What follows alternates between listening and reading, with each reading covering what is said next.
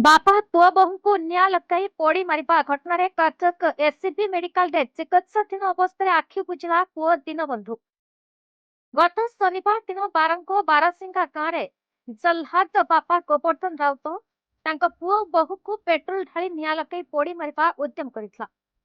रविवार दिन बहु सस्मिता राउतଙ୍କ मृत्यु घटिथिबा बेले आज भोरु पुआ दीनबंधुଙ୍କ मृत्यु होईछि। दीनबंधुଙ୍କ 95% पोड़ी जाइथिला। तांकर स्वास्थ्यावस्था गुरुतर थिला। सेंट्रल आईसीयू रे चलिथिला चिकित्सा।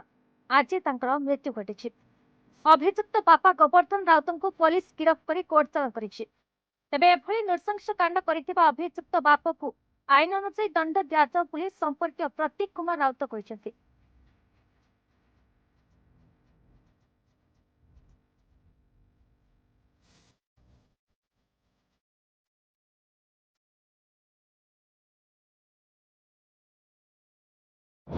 मन हूँ फकीर कुमार राउत ना ये जो शनिवार रात सी खाया बसते तम बापा निशाग्रस्त थे तो सी आसिक पेट्रोल और निया उभय को स्वामी स्त्री की माने पुआ बोहू को जाली जाते जाली देवा भितर आम तो साई पड़ोसा जहाँ किसी हेल्प करवा टी कलु आम्बुलांस नहीं आसलु से आम पेसेंट को अवस्था भी ठीक क्रिटिकल होता मेडिकल नहीं आसलु आ शनिवार राति गला रविवार को आमर जो जी हे सी एक्सपायर करगले और भाई तो आमर आज चलीगले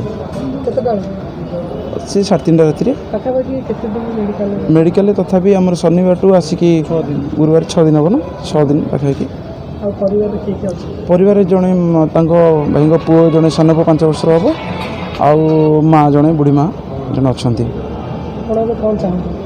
आम चाहूँ जो बापा ये जघन्य अपराध करिसेंती तांको कठोर कठोर कार्यानुष्ठान करा जाय तांको ऊपर।